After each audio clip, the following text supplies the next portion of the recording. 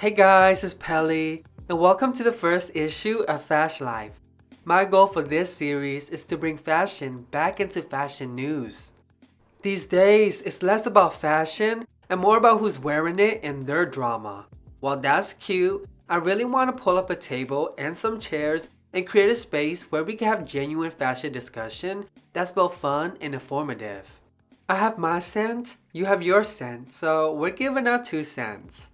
I gathered some relevant news surrounding fashion that I hope you find interesting. Without further ado, let's get into it.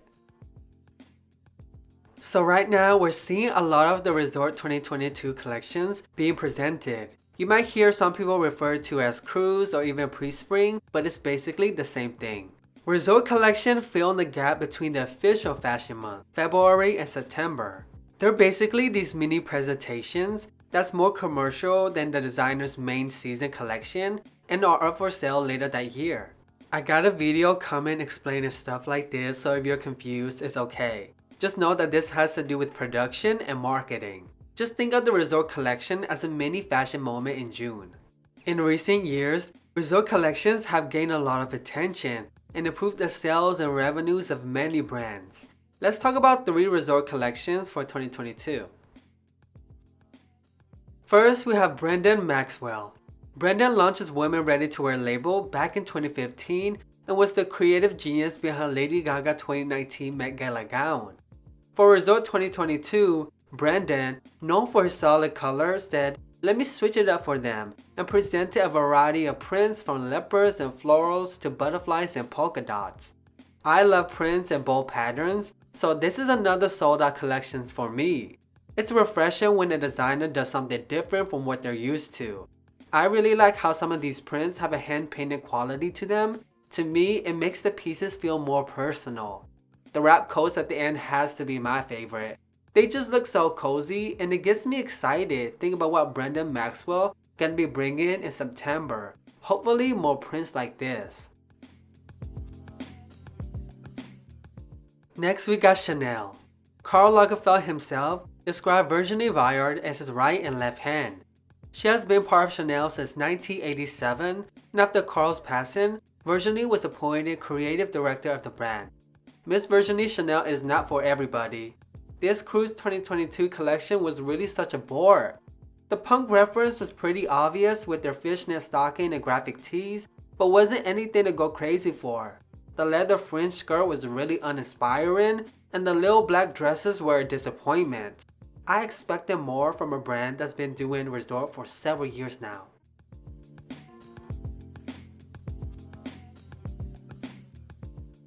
Last but most importantly, Christopher John Rogers. CJR is a fairly new designer debuting back in 2019 and winning 2020 CFDA Emerging Designer of the Year award. What I love about CJR is his go big or go home attitude. Whether that's big in the voluminous silhouettes or big in bold colors, I love it. This resort collection gave me everything and more. It gives me sophisticated glamour. From the Technicolor pantsuit to the corset floral dress and cartoon print ball gown, CJR offers so much in this resort collection. Definitely expect to see pieces from this collection on the red carpet and on your favorite star. So many applause. Okay, it's time to move on to the next topic. Jean Paul Gaultier has returned to ready-to-wear with a new creative team. The brand's last ready-to-wear show was 6 years ago, during spring 2015. And after posting a post with the word "The End" on Instagram, JPG announced a sailor-themed collection that pays homage to the brand's iconic sailor aesthetic. The brand invited 5 renowned designers to work on the capsule collection that featured a new take on the brand's iconic Marinier and Navy hat. The collection was also accompanied by an underwater theme film featuring Bella Hadid that only added to the hype. Majority of the items are already sold out, and I can definitely understand why. Nostalgia is powerful, and the collection plays around with JPG avant-garde nature with various takes on his signature striped shirt, and we even get the iconic morphin dress that debuted back in spring-summer 1996. I feel like it's the perfect timing for this collection and a must-buy for hardcore fans. So what else is going on related to fashion? Well, Esty is buying Depop for $1.6 billion. Depop, a secondhand shopping platform, is immensely popular among teens and young adults, a consumer base Esty wants to capture. This is really important because the secondhand clothing industry is becoming a huge deal. We've been seeing a rise for thrifting and buying vintage wear. So like I said, this is such a huge deal. And not only affect the industry, but fashion as well. The secondhand clothing trend appears to be driven by both affordability and personal style. But because I feel like we all like new things and with fast fashion making things super cheap, I really think personal style is the main drive for this trend. I really wonder how this will change fast fashion, and even though fast fashion is expected to grow in the next 10 years, secondhand clothing is expected to grow even more. So what do you think about this deal? Do you shop at Depop or prefer secondhand clothing over fast fashion? Let me know in the comments.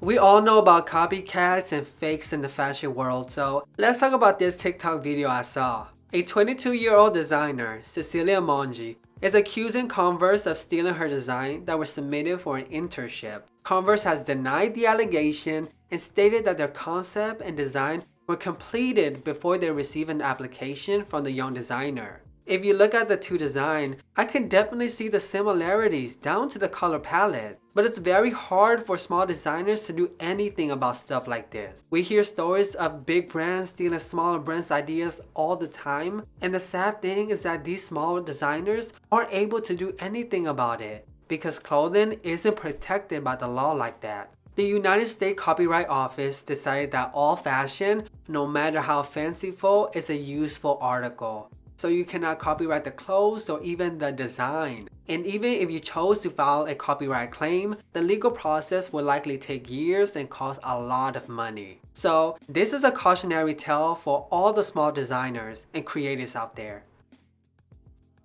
So has anyone seen Cruella? Cause we gotta talk about it. There's been a lot of mixed reaction for this movie. Maybe it has to do with her original character skin and dog fur coats, or... Let me just say it, despite some issues I may have with the plots or characters, I really enjoyed the movie. Not only that, but I love the costumes. The costume designer for this movie is Jenny Bevan. She won her second Oscar in 2016 for Mad Max Fury Road, so she knows what she's doing. I'm not gonna sit here and compare the costume for this movie to the Glenn Close version because she would win. That being said, this punk and rebellious Cruella that's influenced by Vivienne Westwood and Galliano definitely pull off some looks, with the garbage truck dress being my favorite. The Baroness came to play as well. Miss Bevan stated that she looked at Old Magazine and took inspiration from Dior and Old Glamour. Despite being the big bad in the movie, she was my favorite and I love every last one of her looks. One of Cruella's most important looks was the red gown from the black and white ball. In the movie, it was a deconstruction of a famous Baroness dress. Miss Bevan took inspiration from Charles James' tree dress and incorporated careful fabric twists on the bodice that not only made Cruella stand out, but gave it the bold attitude she needed to face the Baroness. Another look we need to discuss is the Dalmatian coat. Worn at a surprise fashion show, the Dalmatian print was completely fake and was printed by Miss Bevan's costume department. This was an obvious nod to Cruella's signature black and white spot obsession. There's some criticism over the lack of fur in the movie. What do you think about that? Personally, I would love to see some fur, but at the same time, I understand why the movie chose to not include fur. It is expected to get a sequel, so I recommend, if you haven't seen it, to give it a try. It's campy and overall just a fun time.